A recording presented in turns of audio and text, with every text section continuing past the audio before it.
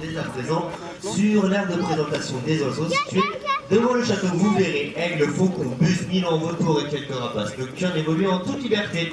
Donc le spectacle de rapaces commence d'ici 5 minutes. Venez dès à présent sur l'aire de présentation des oiseaux situé devant le château. Il faut savoir aussi, comme on est peu nombreux en ce dernier spectacle de la journée, que c'est au niveau de la triple rangée de bancs située dans ce secteur qu'on est le mieux placé pour profiter des vols et des survols de nos oiseaux.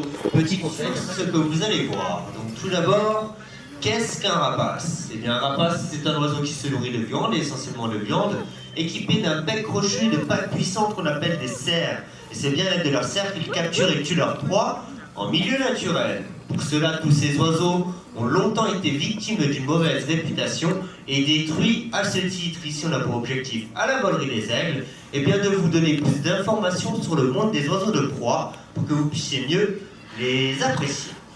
Alors tous nos oiseaux ont suivi un entraînement qui dure des semaines, des mois, voire même des années. On leur a tout d'abord appris à s'habituer à vous, les visiteurs.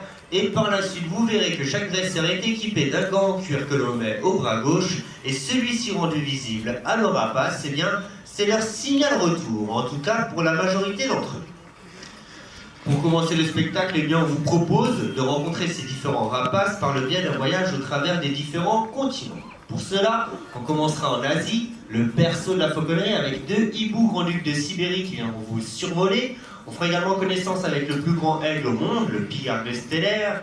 On migrera en Afrique et là on a une ribambelle de vautours qui sont spécialisés pour passer au ras de vos têtes. On traversera l'Atlantique pour se retrouver en Amérique du Sud avec des caracaras australes qui vont naviguer entre vos jambes, entre les bancs, et parfois on les installera même sur les genoux des personnes qui le souhaitent ou pas.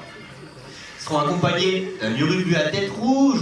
On remontera un peu plus au nord de l'Amérique, en Amérique centrale, avec des bustes de Harris. Là, un certain nombre d'entre vous pourront les accueillir au point. On vous permettra donc d'avoir un contact direct avec celle-ci. Un pigargue à tête blanche à qui on demandera de capturer une récompense qui sera mise à l'eau dans le bassin. Un faucon également qui va faire ici des passages à vive allure, sans à l'heure qu'un dresseur fera tourner autour de lui. Et les pigeons ici qui ont des tendances suicidaires. Donc je disais un faucon qui va faire des passages à vive allure sur un leurre qu'un dresseur fera tourner autour de lui.